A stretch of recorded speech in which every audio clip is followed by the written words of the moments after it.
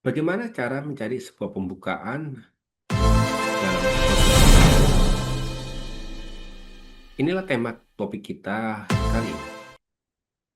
Teman-teman atau sahabat rekan-rekan hamba Tuhan, mulailah dari teks Alkitab yang Anda akan khotbahkan.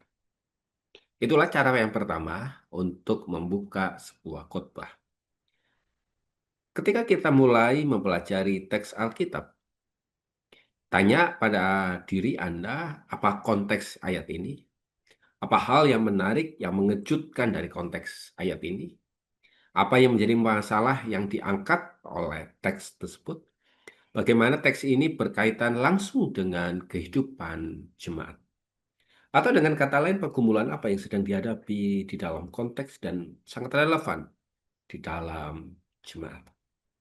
Dari pertanyaan ini kita bisa mulai melihat celah untuk membuka dengan sebuah pertanyaan retoris, pernyataan yang menarik, atau mungkin kalimat-kalimat yang menarik, atau konflik yang perlu dijelaskan di dalam isi sebuah khotbah. Mulailah dari teks itu sendiri, kemudian kita lontarkan untuk mencari sebuah relevannya. Hal yang kedua, bagaimana cara mencari sebuah pembukaan sebuah khotbah? Mulai gumulkan, tentukan tema utama. Dari sebuah teks yang ada, tentukan tema utama. Identifikasi tema besar atau eh, ide utama dari khotbah tersebut. Idenya dalam satu kata. Apakah itu?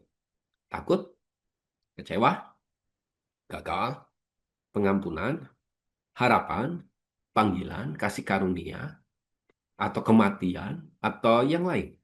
Satu topik, satu kata saja. Dari sebuah teks yang Anda baca. Dari ide utamanya apa? Dari situ kita akan melihat dan mulai menyentuh perasaan itu masuk di dalam sebuah awalnya. Sebuah pertanyaannya. Coba jika teks Anda diambil dari Mazmur pasal yang 42. Misalnya, Anda akan bisa menemukan dengan jelas bagaimana Anda itu mulai Tuhan itu mulai merasa jauh dari Anda.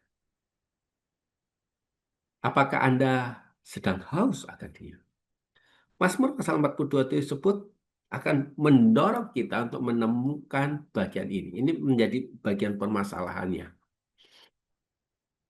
Di dalam bagian yang kita temukan di dalam tema utama itu, kita akan melihat betul bahwa kita akan melihat bagian yang menjadi sentral pergumulannya.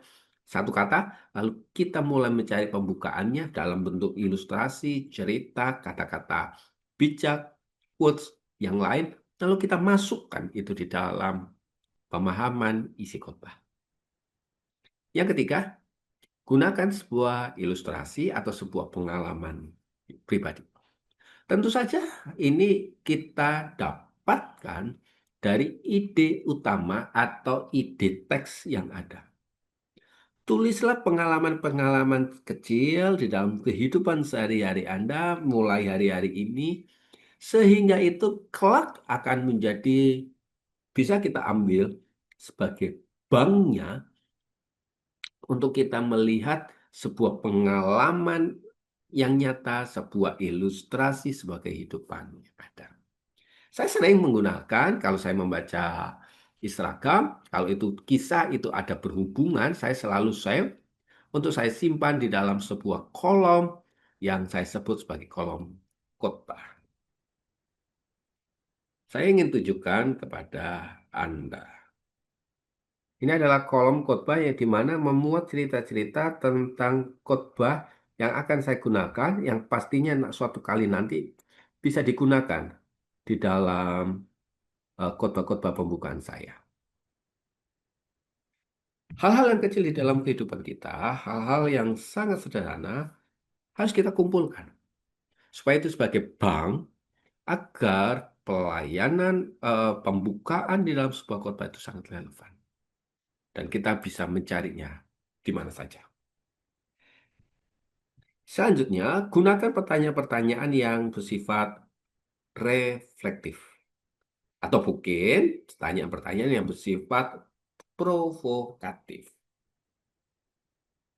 Pertanyaan-pertanyaan yang menantang jemaat untuk mulai berpikir tentang bagaimana mereka harus berfokus. Misalnya kata-kata seperti ini. Kalau Tuhan itu baik, mengapa kita tetap menderita? Apa yang harus Anda lakukan ketika Tuhan tidak menjawab doa Anda?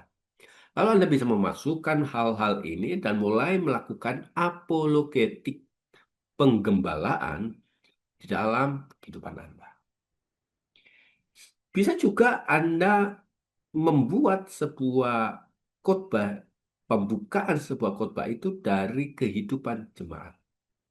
Cerita-cerita jemaat. Tentu cerita-cerita jemaat itu harus kita mohon izin kepada mereka atau menggunakan template-nya yang ada. Sehingga seperti apa yang sedang mereka alami. Apakah mereka sedang mengalami sebuah krisis? Krisis ekonomi, tekanan keluarga, ketidakpastian di dalam masa depan. Gunakan realitas itu untuk membangun sebuah pembukaan yang bersifat relevan. Tujuannya cuma satu. Supaya jemaat berkata, benar, khotbah ini untuk saya. Pembukaan yang kena dalam hati seorang jemaat. Benar, ini untuk saya. Akan sangat-sangat didengar. Daripada Anda hanya masuk tanpa Anda membuka sebuah khotbah. Baca buku-buku, kutipan-kutipan, buku rohani atau kamus orang yang lain yang bisa memicu ide baru dalam sebuah pembukaan. Buat pembukaan itu menjadi milik Anda, bukan sekedar meniru gak mentah-mentah. Tentu Bapak Ibu Saudara-saudari rekan-rekan hamba Tuhan berdoa dan mendengarkan suara Tuhan adalah bagian yang sangat-sangat penting agar kita memiliki kepekaan secara rohani, hikmat secara ilahi. Supaya ketika kita mulai merenungkan itu, ada bagian pembukaan yang luar biasa. Yang tidak bisa ditiru. Yang mengandung sebuah cerita, sebuah pengalaman, sebuah pengetahuan, sebuah pengertian yang luar biasa di dalam kehidupan kita. Contoh, misalnya kita mulai memproses sebuah pembukaan.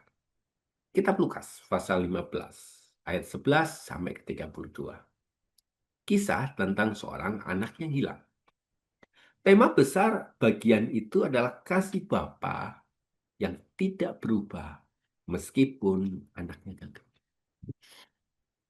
Ilustrasi yang paling cocok antara adalah kegagalan seorang anak belajar.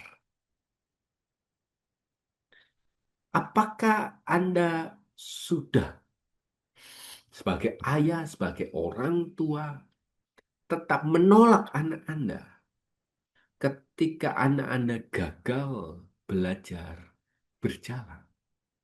Tentu tidak. Anda tetap harus melatih dia, mengasihi dia, memberi respon kepada dia.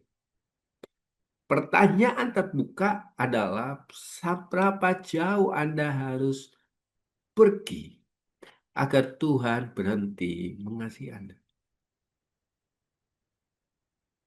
Nah, bagian ini begitu sangat utama, sangat penting sehingga kita tahu betul apa yang menjadi bagian. Selanjutnya kita akan memasuki topik tentang sumber inspirasi pembukaan. Dan ini akan menjadi bagian utama kita di video-video kita selanjutnya. Tuhan Yesus memberkati kita semua.